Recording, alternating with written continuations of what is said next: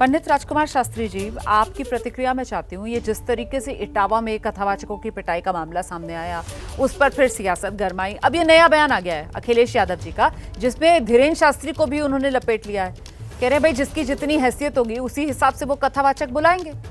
क्या कहेंगे इस पर आप, राजकुमार शास्त्री जी? जी रोमाना जी, सबसे पहले मैं तो आपका जो एबीपी टीवी चैनल है इसको धन्यवाद देता हूं कि इसमें इतने बहुत मार्मिक मुद्दे को आपने उठाया है। और देखिए, मैं उस बात की जो है प्रशंसा नहीं करता, उस बात की निंदा करता हूं कि किसी ब्राह्मण के अतिरिक्त किसी भी व्यक्ति को व्यास गद्दी पर बिठा करके पूजा किया जाए। गोस्वामी तुलसीदास जी ने साफ लिखा है कि पूजिए विप्रहि वेद विहीना। ब्राह्मण चाहे वेद विहीन है तो भी पूजनीय है, क्योंकि ब्राह्मण कर्म से भी होता है और ब्राह्मण जन्म से भी होता है, दोनों प्रकार से ब्राह्मण होता है। लेकिन इसका मतलब ये नहीं कि मैं धीरेन्द्र शास्त्री की बात पर कोई जो है पॉजिटिव ठप्पा लगा रहा हूँ। यदि धीरेन्द्र शास्त्री जी ने कथा के करने के लिए और उसके बदले में कहीं से पैसा मांगा है, चाहे वो 1 लाख मांगा, 50 लाख मांगा, मतलब इससे नहीं कि आपने कितना पैसा मांगा है, तो मैं उसकी निंदा करता हूं। और धीरेन्द्र शास्त्री को आकर के इस पर अपनी सफाई देनी चाहिए, क्योंकि देखिए हम लोग भी कथावाचक हैं। एक मछली सारे जब पानी को गंदा करती है, और दूसरी यह भी बात है कि बिना अग्नि के धुआं निकलता नहीं है। यदि उनके ऊपर ऐसा आरोप लगा है तो कहीं ना कहीं इस प्रकार से गलती उन्होंने की है, और यदि ऐसी गलती की तो उनको पश्चाताप करना चाहिए, प्रयासित करना चाहिए, और उनको आकर के एबीपी चैनल पर अपनी सफाई देनी चाहिए कि अगर ऐसा उन्होंने किया है तो बहुत निंदनीय किया है। जी शास्त्री जी, आपकी बात से मुझे ऐसा आभास सा हो रहा है, सर हो सकता है मैं गलत हूँ, मैं ऐसा अंदाजा लगा रही हूँ आपकी बात से कि कुछ ऐसी उड़ती उड़ती खबरें आप तक भी हैं कि साहब लाखों का मामला है कथावाचक जब पहुंचते हैं कथा सुनाने के लिए। मतलब आपके पास भी ऐसी कोई जानकारी है क्या? तभी आपकी तरफ से मांग भी की जा रही है कि सामने आ जाना चाहिए धीरेन्द्र शास्त्री को और उनको इन आरोपों पर खुद सफाई देनी चाहिए, यही कह रहे हैं ना आप? जी रोमाना जी, देखिए एक बार पहले भी धीरेन्द्र शास्त्री पर इस प्रकार के आरोप लगे थे और उन्होंने आकर के टीवी पर कहा था कि मैं कथा के पर किसी से कोई पैसा नहीं मांगता। यदि आप टीवी पर ये बात कह रहे हैं मैं कथा से कोई पैसा नहीं मांगता, इसका मतलब कि आपके मन में कहीं ना कहीं इस प्रकार के आरोप आपके सामने आए हैं जिससे आपको सफाई देनी पड़ी है। तो बार बार आप सफाई देते रहेंगे और गलतियां बार बार दोबारा जो है करते रहेंगे। क्यों इतने कथा, मैं भी कथावाचक हूँ, दूसरे भी कथावाचक है। भारत देश ये साधु संतों का, ऋषि मुनियों का देश है। आदिकाल से यहाँ पर कथाएं होती रही हैं, और किसी पर ऐसा आरोप क्यों नहीं लगता? आदरणीय कृष्णचंद्र शास्त्री जी हैं, मृदुल कृष्ण शास्त्री जी हैं, मुरारी बापू जी हैं, आज तक क्यों नहीं किसी के ऊपर इस प्रकार के आरोप लगा? क्यों नहीं किसी को आकर के इस प्रकार से और अपनी सफाई देनी पड़ी? आपको क्यों बार बार इस प्रकार से घेरा जा रहा है? इसका मतलब कि कहीं ना कहीं जो है इस प्रकार की आपके द्वारा गलतियां हो रही हैं, और यदि आप ऐसी गलती कर रहे हैं, कहीं ना कहीं दाल में कुछ काला है। आपने जो पहले कहा कि साहब बिना आग के धुआं नहीं उठता, ये तमाम बातें आपकी तरफ से कही गई। मैं स्वामी चक्रपाणी जी का रुख कर लेती हूँ, अध्यक्ष हैं हिंदू महासभा के। स्वामी जी, बहुत स्वागत आपका एबीपी न्यूज में। आप बताइए ना, ये क्या हो रहा है? इटावा में कथावाचकों की पिटाई होती है, मामला इतना बढ़ते बढ़ते कि अब आज अखिलेश यादव आते हैं और अपने बयान से लपेटे में वो धीरेन्द्र शास्त्री को भी ले लेते हैं।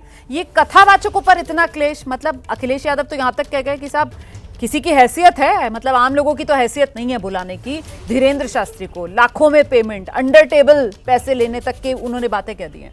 स्वामी जी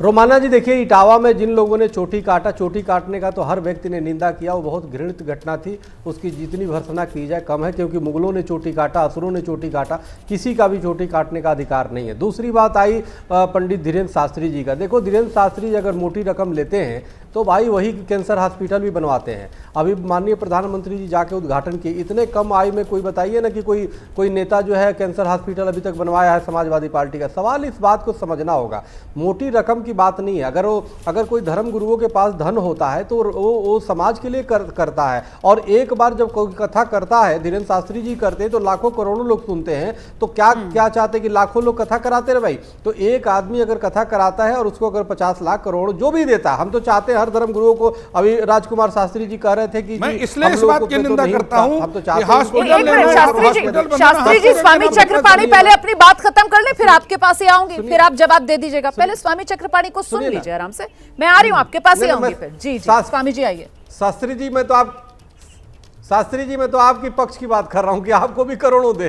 आपको जब कोई करोड़ों देगा तो आप राष्ट्र के लिए, धर्म के लिए काम करेंगे और सनातन हमारा मजबूत होगा। तो हम तो चाहते हैं कि भाई जो भी धर्म गुरु है, जो भी कथावाचक है, उसको खूब पैसे मिले और वो समाज के लिए काम करेगा। क्योंकि जो समाज में ज्ञान बांटने का काम कर रहा है, तो निश्चित रूप से अगर ज्ञान जितना है उसके पास, अगर उसका धन का उपयोग अगर करेगा तो अच्छे समाज हित में ही करेगा, मेरा ये मानना है।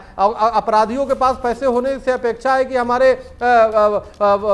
कथावाचकों के पास हो, हमारे संतों के पास हो, साधुओं के पास हो, तो भंडारा कराएगा। वैसे स्वामी चक्रपाणी जी, बस एक सवाल है मेरा। आप जो बातें कर रहे हैं उससे एक सवाल मेरे मन में आया कि सर, सम्मान, ज्ञान के प्रति सम्मान पैसे से तय होगा क्या?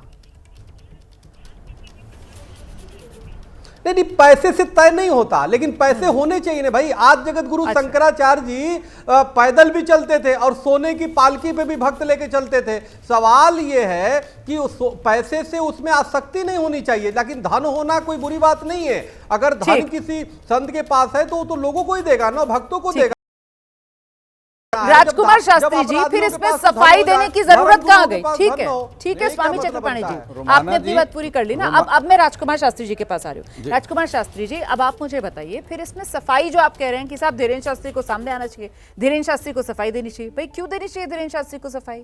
अगर उनको धन मिल भी रहा है, अगर कथा वो सुना रहे हैं और उसके लिए कोई उनका सम्मान कर रहा है, अपनी श्रद्धा से उनको पैसे दे भी रहा है, और वो तो उस पैसे का अच्छे काम के लिए इस्तेमाल कर रहे हैं, समाज सेवा कर रहे हैं, वो तो सिर्फ एक माध्यम बने हुए हैं। जो पैसा मिल रहा है उनको समाज सेवा में लगा रहे हैं, तो फिर इस पर क्यों आपत्ति होनी चाहिए? फिर क्यों उंगली उठानी चाहिए धीरेन्द्र शास्त्री पर? राजकुमार शास्त्री जी, रोमाना जी, देखिए, स्वामी जी बहुत सम्मानित हैं, संत महासभा के अध्यक्ष हैं, और स्वामी जी के ऊपर एक धर्म की जिम्मेदारी है, और स्वामी जी उस धर्म की जिम्मेदारी को निभा रहे हैं। चक्रपाणी जी का मैं बहुत सम्मान करता हूँ, लेकिन आपने जो प्रश्न किया है उसके दो उत्तर हैं।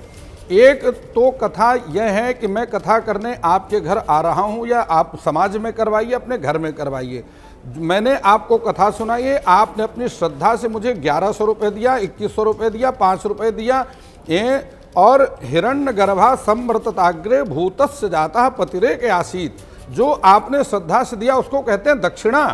लेकिन मैं आपके घर कथा करने आ रहा हूँ, आप समाज में करवाएं, घर में करवाएं, लेकिन मैंने तो 1 लाख रुपए अगर आप मुझे दे सकते हैं तो मैं आपके यहाँ कथा करूंगा, या आप मुझे 50 लाख रुपए दे सकते हैं तो मैं आपके कथा करूँगा। दोनों बातों में फर्क है। धर्म के नाम पर धंधा करना और धर्म के नाम पर दक्षिणा लेना, दक्षिणा पर मेरा अधिकार है, लेकिन धर्म के नाम पर धंधा करने का अधिकार नहीं। धर्म के नाम पर, बढ़िया पॉइंट राजकुमार शास्त्री जी, बहुत बढ़िया पॉइंट लेकर आए हैं। यदि मुझे धन कमाने की मेरी इतना लालसा है रोमाना जी, धन कमाने के बहुत सारे साधन है। फैक्ट्री लगा लीजिए, इंपोर्ट एक्सपोर्ट का व्यापार, राजनीति में चले जाइए, बहुत सारा धन है। एक्टिंग में जाकर के धन कमा, धर्म का जहां धर्म गुरु शब्द जुड़ता है वहां धन के त्याग के साथ में है। यदि आपको अस्पताल बनाना है, समाज के लिए काम करना, अच्छी बात है, आप अस्पताल के नाम पर पैसा लीजिए ना। गौशाला चलाना, आप बोलिए गौशाला के लिए पैसा दीजिए। आप ये क्यों कहते हैं कि मैं इतने लाख रुपए लूंगा, उसके बाद मैं आपके यहाँ कथा सुनाने जाऊंगा? आपने बहुत क्लैरिटी दी है राजकुमार शास्त्री जी, आपने बहुत क्लैरिटी दी है, इस पर क्लैरिफिकेशन होना चाहिए। Thank you so much. नहीं, आपने बहुत अच्छे से संदर्भ में सारी बातें रखी है।